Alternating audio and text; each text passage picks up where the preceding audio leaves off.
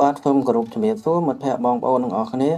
តើសុខសប្បាយជាទេបាទនៅក្នុងថ្ងៃនេះបានត្រឡប់មកជួបមិត្តភ័ក្តិបងប្អូនជាថ្មីម្ដងទៀតហើយ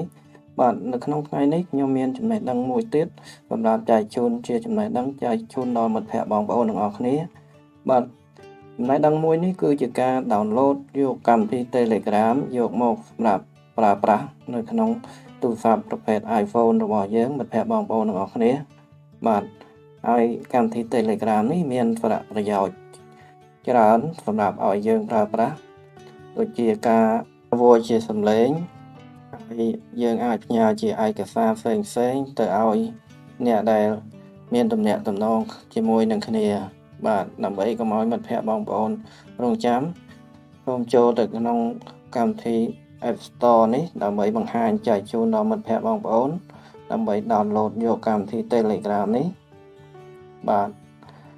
ដោយសារកម្មវិធី Telegram នេះពេលតែយើងមិនទាន់បាន download នៅកន្លែងនេះគឺមានចេញពាក្យថា get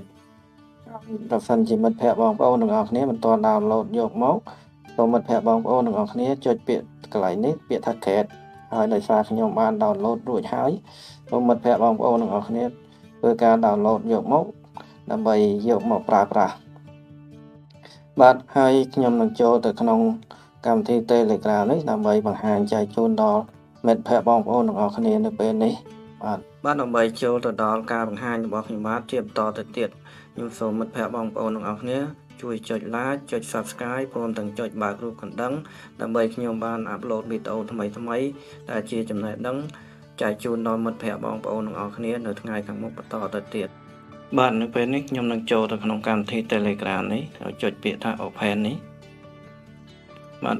ពេលនេះយើងចូលទៅក្នុងកម្មវិធី Telegram នេះហើយមិត្តភ័ក្តិបងប្អូនទាំងអស់គ្នាបាទនេះគឺជារូបភាពនៅខាងក្នុងកម្មវិធី Telegram ពេលដែលយើងចូលដំបូងហើយដើម្បីយើងចូលទៅដល់ខាងក្នុងយើងបង្ទាញកម្មវិធី Telegram នេះរំកិលមករំកិលទៅខាងឆ្វេងទៅបាទ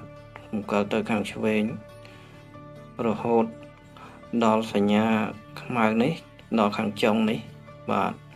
នេះដល់ខាងចុងនេះហើយមិត្តភ័ក្តិបងប្អូនទាំងអស់គ្នាហើយយើងចុចពាក្យថា start messaging យើងចុចពាក្យហ្នឹងទៅបាទពេលដែលយើងចុចអក្សរមួយជួរនេះ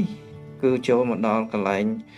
ទី2នេះគឺកន្លែងដែលយើងត្រូវការវាយលេខទូរស័ព្ទរបស់យើងបញ្ចូលបាទ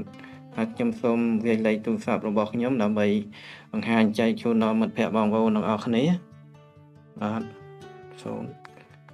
070បាទកន្លែងនេះសូមទោសបាទខ្ញុំសូមវាយលេខ070 35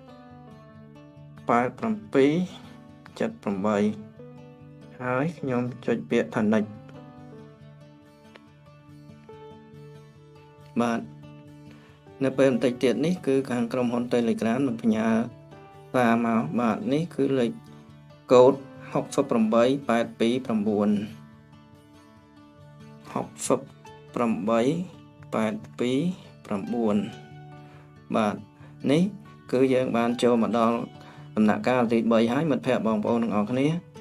នៅពេលនេះគឺជាកន្លែង Your Info នេះគឺសម្រាប់ឲ្យយើងធ្វើការដាក់ឈ្មោះបាទខ្ញុំសូមដាក់ឈ្មោះទៅលើកម្មវិធីនេះឈ្មោះថាសុកបាទហើយខាងក្រោមនេះខ្ញុំដាក់ link បាទសុក link បាទសូមទោសខាងក្រោមនេះខ្ញុំដាក់ link បាទហើយ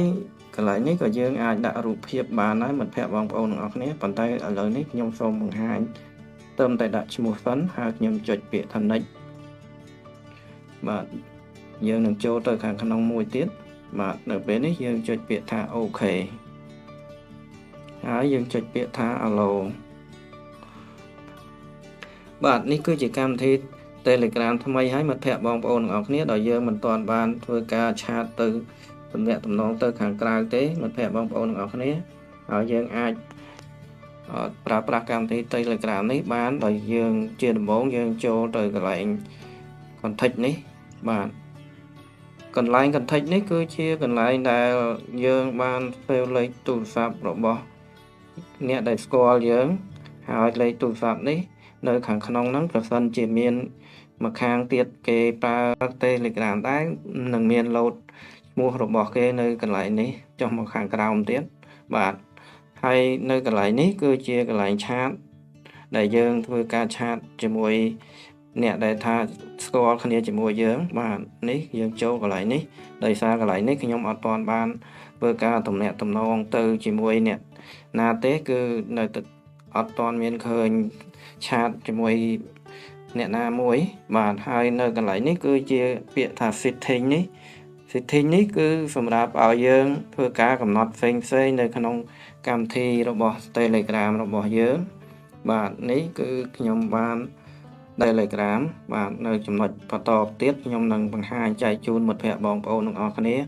អំពីការកំណត់ផ្សេងនិងមុខងារការប្រើប្រាស់នៅលើ Telegram នេះមានអត្ថប្រយោជន៍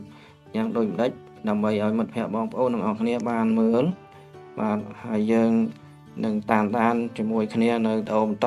នៅថ្ងៃខាងមុខទៀតបាទហើយនៅនេះការបង្ហាញរបស់ខ្ញុំបាទអំពីការ download យកកម្មវិធី Telegram យកមកសម្រាប់ប្រើប្រាស់នៅក្នុងទូរស័ព្ទប្រភេទ iPhone របស់យើងបានមកដល់ទីបញ្ចប់ហើយប្រសិនជាមិត្តភ័ក្តិបងប្អូនទាំងអស់គ្នាចូលចិត្តវីដេអូរបស់ខ្ញុំបាទសូមមិត្តភ័ក្តិបងប្អូនទាំងអស់គ្នាជួយចុច like ចុច Subscribe ព្រមទាំងចុចបើករូបកណ្ដឹងដើម្បីខ្ញុំបានអាប់ឡូតវីដេអូថ្មីបានចូលទៅក្នុង notification របស់មិត្តភ័ក្តិបងប្អូនទាំងអស់គ្នាបាទខ្ញុំសូមអរគុណបងប្អូនទាំងអស់គ្នា